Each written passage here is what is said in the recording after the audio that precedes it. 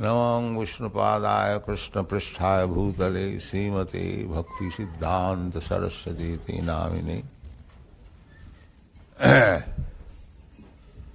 Bhaktisiddhānta Sarasvatī Ṭhākura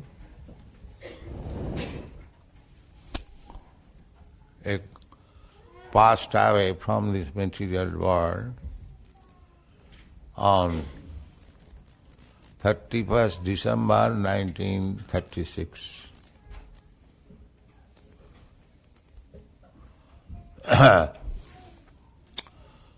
So, almost 40 years passed. So there are two phases, prakat and aprakat, appearance and disappearance. So we have nothing to lament on account of disappearance, because Krishna and Krishna's devotees, not only devotees, even the non-devotees, nobody disappears.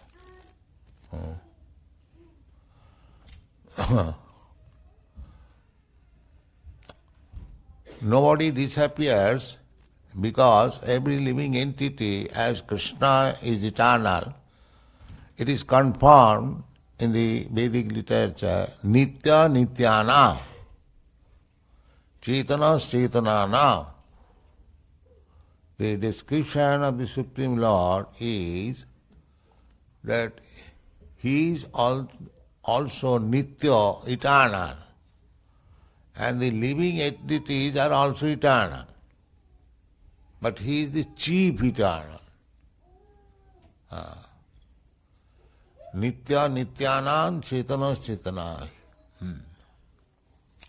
So qualitatively, there is no difference between Krishna and the living entities. And quantitatively, there is difference. What is the difference between nitya, the singular number nitya, and the plural number nitya? The plural number nitya is subordinate, eternal servants of the singular number nitya. Just like if you want to serve somebody, so the master is also exactly like you. He has got two hands, two legs, or the same sentiments. He also eats. Everything is same there. But the difference is the master and the servant. That's all. Otherwise, equal in every respect. So spiritually, appearance and disappearance, there is no difference. Just like in material point of view, if a person takes birth, suppose you get a son born, you become very happy. The same son, when passes away, you become very unhappy. This is material. And spiritually, there is no such difference, appearance or disappearance. So although this is the disappearance day of Viṣṇupāda Śrīmad Bhaktisiddhānta Sarasvatī Ṭhākura, so there is nothing to be lamented. Although we feel separation, that feeling is there, but spiritually there is no difference between appearance and disappearance. There is a song, Narottama Thakur's song, anilo prema-dhana. Do you know any one of you? Can you sing that song, anyone? anilo prema-dhana karuṇā pracura heno prabhu, kothā, gelo. I don't remember exactly the whole song. That is our lamentation. That's Śrīla Bhaktisiddhānta Sarasvatī Ṭhākura brought this message to distribute all over. Of course, Śrī Caitanya Mahāprabhu expressed his desire that prithivite ache jato nagoradi gram sarvatra prachara hoibe mor nam. He predicted that all over the world, as many towns and villages are there, everywhere my name will be known. Śrī Caitanya Mahāprabhu's name, which is now attempted now, it is being actually. To execute this will of Śrī Caitanya Mahāprabhu, he said personally, Bharat bhumite manusya janma hoilo jar, janma sarthak kari karo paropakar. He wanted that his name should be broadcast all over the world, in every town, every village. And who would do it? That he asked, that anyone who has taken birth in Bharatvarsha, India, it is his duty, first of all, make himself perfect by understanding the philosophy of Śrī Caitanya Mahāprabhu, then broadcast it, distribute it. This was the duty of every Indian. The Indian, especially in India, they have got the privilege to take advantage of the Vedic literature. In other countries, there is no such advantage. So, if anyone wants to make his life perfect, then he has to take advantage of the vast treasure house of Indian spiritual knowledge. Even one Chinese gentleman, he has written one book about religion, that is a course in New York University. So he has said that if you want to know something of religion, then you have to go to India. That's a fact. So Chaitanya Mahaprabhu said that every Indian, there is a need of broadcasting this Krishna consciousness movement all over the world. So it is the duty of every Indian to first of all make his life perfect. He must know.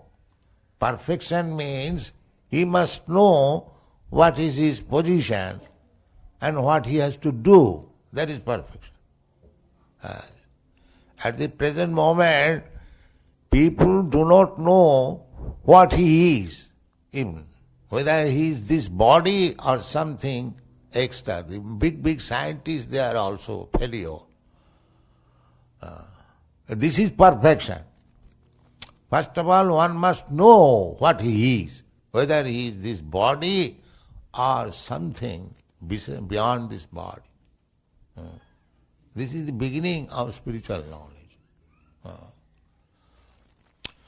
So that advantage is there in India by culture, by education. Therefore Śrī Caitanya Mahāprabhu requested that Indians, Bharatiya, Bharatvarsha, those who have taken birth as human beings, he doesn't speak to the animals. Bharat bhumite manusya janma. Manusya janma means human being. Because without being human being, nobody can understand these things. The cats and dogs, they cannot understand. So a person whose behavior is like cats and dogs, he also cannot understand. Therefore he said, Janma sarthak kori. First of all, make your life perfect and then distribute this knowledge. This is the Chaitanya Mahaprabhu's mission. So he simply said, but he was expecting that in later days his followers would do that. So that attempt was made by Bhaktisiddhānta Sarasvatī Ṭhākura. Bhaktivinoda Thakur, he desired and that Śrī Caitanya Mahāprabhu's message is to be accepted by East and West equally. And both the Indians and the Europeans, Americans, they should dance together in ecstasy of Śrī Caitanya Mahaprabhu's mercy. That was his desire, Bhaktivinoda Thakur. He simply expressed his desire. When I shall see this happening, that both the Eastern and Western people, they are united on the basis of Śrī Caitanya Mahaprabhu's cult and dancing together in ecstasy. That was his ambition. This was ambition of Śrī Caitanya Mahaprabhu and this was the ambition of Bhaktivinoda Thakur, and Sri Bhaktisiddhānta Sarasvatī Ṭhākura took up this affair, business, and he wanted, first of all. So, every student, every disciple, especially those who are competent, he requested that you take up this mission of Chaitanya Mahaprabhu and preach in the Western country. That was Bhaktisiddhānta Sarasvatī Ṭhākura first attempt. Before that, even the Acharyas, Rupanuga, Goswamis, they left literature, but they did not attempt to preach practically.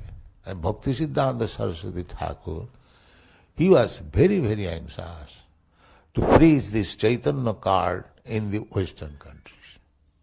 That is Sri Bhaktisiddhānta Sarasvatī Ṭhākura's special contribution. So when I met Bhaktisiddhānta Sarasvatī Ṭhākura, it is a long story how I met him. One of my friends, he dragged me. I was at that time nationalist and manager in a big chemical factory. My age was about 24 years. So one of my friend, he asked me, there is a nice sadhu, Bhaktisiddhānta Sarasvatī Ṭhākura, he has come in Calcutta. So let us go and see. So I was reluctant. I thought, just like, so there are so many sadhus. So I am not very much, because I had very bad experience. Not very good. So I said, this kind of sadhus there are many. You'll be glad to know that even in young age or early age, it was Krishna's grace, even amongst my young friends, I was considered the leader.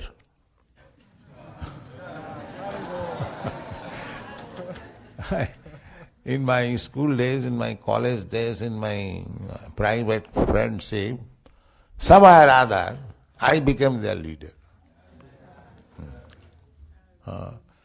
And one astrologer, sometimes he read my hands, he said in Hindi, Hukum chalega. Hukum chalega means your hand speaks that your order will be executed. So anyway, it was Krishna's place. I would not go, but their point of view was that unless I certify that sadhu, Bhaktisiddhānta Sarasvatī Ṭhākura, he will not be accepted. Therefore he dragged me. So I went to see Bhaktisiddhānta Sarasvatī Ṭhākura on that day. On the first meeting, just we offer our obeisances. It is the practice. So immediately began his talking that you are all educated young men, why didn't you take us Śrī Caitanya Mahāprabhu's cult and preach all over the English-like public? Why didn't you take up this matter? So I argued with him in some way. At that time I was nationalist. So I told that who will accept our message? We are dependent nation. Nobody will care. In this way, in my own way, in these younger days. But we belong to the Vaishnava family. Śrī Caitanya Mahāprabhu, Nityananda, Radha Govinda. That is our worshipful duty, worshipful deity. So, I was very glad that Radha Krishna cult, Chaitanya Mahāprabhu, this sadhu is trying to preach. It is very nice. So, at that time we had some talks, and of course I was defeated by his argument, my argument. And then, when we came out, we are offered prasadam, very nice treatment, it's a Gaudiya Math. And when I came out on the street, this my friend asked me, what is your opinion of this sadhu? Then I said that here is the right person who has taken up Śrī Caitanya Mahāprabhu's message, and now it will be distributed. So I was, at that time, a fool, but I opined like this, and I accepted him as my spiritual master immediately. Not officially, but in my heart. That was in 1922. Then, in 1923, I left Calcutta on my business tour, and I made my headquarters at Allahabad. Allahabad is about 500 miles from Calcutta. So I was thinking that I met a very nice, saintly person. That was my thinking, always. So in this way, in 1928, there was a Kumbh Mela. At that time, these Gaudiya people came to Allahabad to establish a center there. And somebody informed them that you go to that Prayag pharmacy. My drug shop was named as Prayag Pharmacy. My name was also there. You go and see Abhay Babu. He is religiously, he will help you. These Gaudiya people, they came to me. So, sir, we have come to you, we have heard your good name, so we want to start a temple here. Please try to help us. Because I was thinking of these Gaudiya people that I met, very nice, saintly person. As soon as I saw them, I was very much glad. Oh, here are these persons, they have come again. So in this way, gradually, I became attached to these Gaudiya Math activities, and by the grace of Krishna, my business also was not going very well. Yes.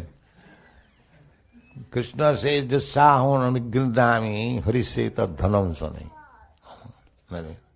If somebody wants to be actually devotee of Krishna, at the same time keeps his material attachment, then Krishna's business is, he takes away everything material so that same person he becomes,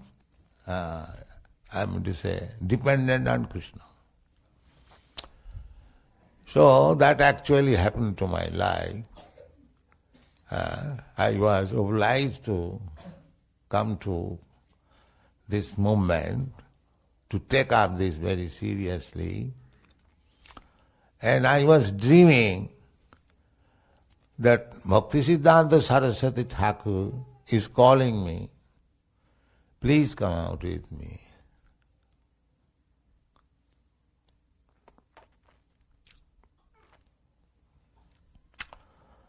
So I was sometimes horrified.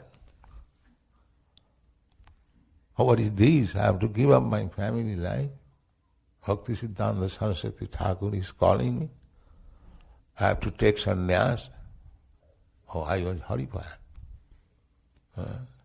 But I saw several times calling me. So anyway, it is by his grace I was forced to give up my family life and so-called business life. And he brought me somewhere or other in preaching his gospel. So, this is a memorable day. What he deserved, I am trying little bit, and you are all helping me. So I have to thank you more. You are actually representative of my Guru Maharaj.